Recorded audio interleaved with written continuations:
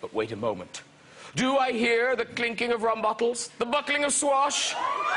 Yes, ladies and gentlemen, he's here, hotfoot from the premiere of The Rum Diary. Please welcome Johnny Depp.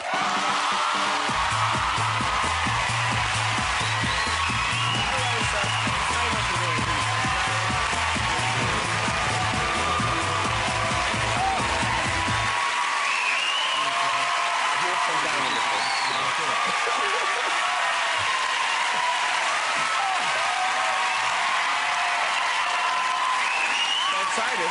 They're very excited. Good. Oh. Yeah.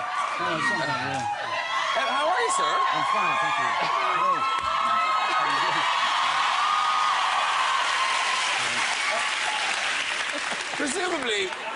Presumably, is that enjoyable? That must be a nice feeling. It's a lovely feeling.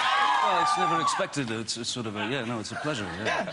And you've just come for the premiere. How was that? Was it went well? It was good, yeah, very good. And the crowd showed up and did that, the screaming. There was a bit of a crowd, yeah. Yeah. Now, did it get as out of hand? Because there's a picture, I'm sure you've seen, the picture from the New York premiere of The Rum Diary. What went on? What's happening in that picture? That was the Heimlich maneuver. I had something lodged. What, for real? No, not really, no. You were just being manhandled by somebody for some reason? I was. Okay, fair enough. Okay. I have pressed charges. And listen, we're delighted you're here, but to be honest, I'm surprised you're here so quickly because it seems you are so lovely to your fans. Like, the story of you as Captain Jack going to see that little girl in Greenwich... Oh, in Greenwich, yeah. That's an amazing story. For people who aren't familiar, tell us what happened. Well, I got a letter, you know, I got this sweet little letter from a little girl who was going to school, like, 3 minutes away from where we were shooting. And she said, you know, we need to escape, you know, we need pilots to help us out. So I thought, well, on lunch break, we'll go over, bring about 12 pirates and go ape. And we did. And it was really fun and really sweet. I mean, the kids were so responsive. Some were scared. Very scared. Actually, very scared. Because the thing that must have been, how the hell did that letter get to you? In a bottle.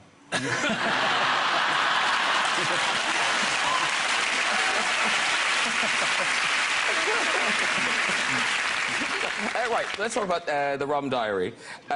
Presumably, a real labour of love for you. You found the original manuscript. Was it 14 years? 14 years, yeah. It was by accident, you know. I was with Hunter Thompson, and we were looking through the manuscript of Fear and Loathing in Las Vegas, because I was preparing for the film, and then I just found this other box, opened it up, and there was The Rum Diary. And is it he didn't remember writing it? No. That's kind of a stretch. No, he did remember writing it, but it had been many years. He wrote it in 59, 60, something like that. So you convinced him... I talked him into it, yeah. This should be published and turned into a film. Yeah. And it's presumably kind of semi-autobiographical about... Most definitely, yeah. Yeah. Yeah. So it was kind of the Hunter Thompson before he found his voice, before he found the avenue for the rage, you know. And so he was a journalist in Puerto Rico and going through these adventures and... Yeah. And you were good friends with Hunter S. Thompson. Most definitely, yeah. But it sounds, reading about him, he sounds like the sort of person quite hard to be friends. Like, could you relax with him? Oh, yeah. Really? Oh, yeah. Yeah? Well, tell us about the first time you ever met him. Let's see. The first time I met him, I was in it was a bar in Woody Creek, Colorado, and I was sitting in the back. There was a sort of scheduled meeting. It was about midnight.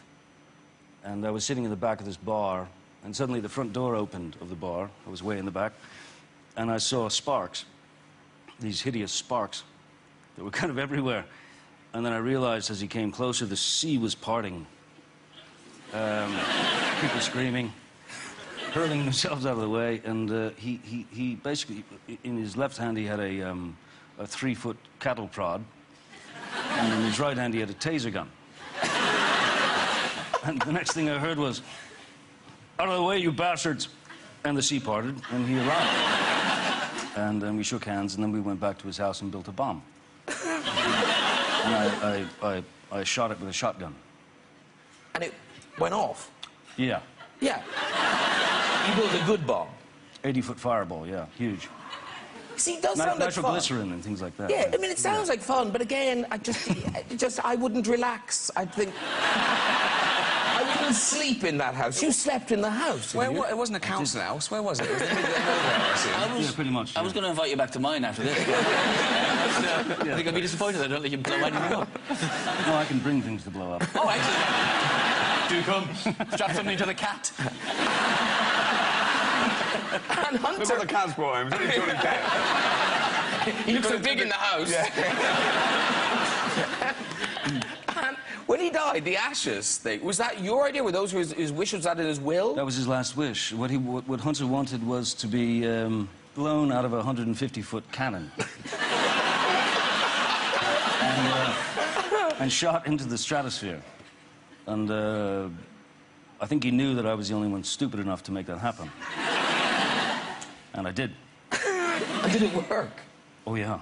Very well. Listen, we're going to show a clip of the Rum Diary. It opens on the 11th of November. This is one of my favourite sequences in the film. You've had a big night, and I think you've lost the front seat. Yes, our car has been stripped, yes, yeah. Yes, but you need to get back to town. We must, yeah. Yes, so this is you in the Rum Diary.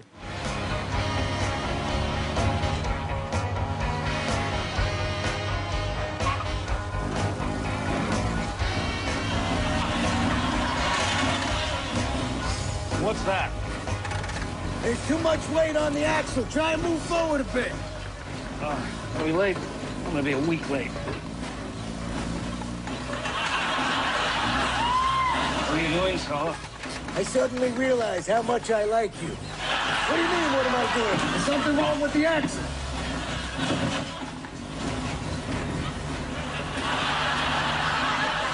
Oh, my God, it's the cop we set on fire. Trying to look normal.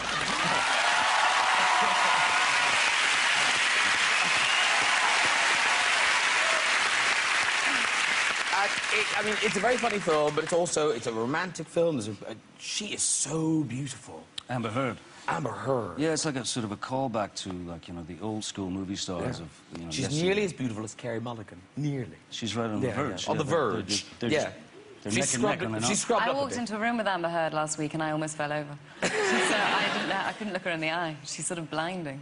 She's beautiful. Yeah, even I noticed. She's incredible. She's incredibly beautiful. She really is.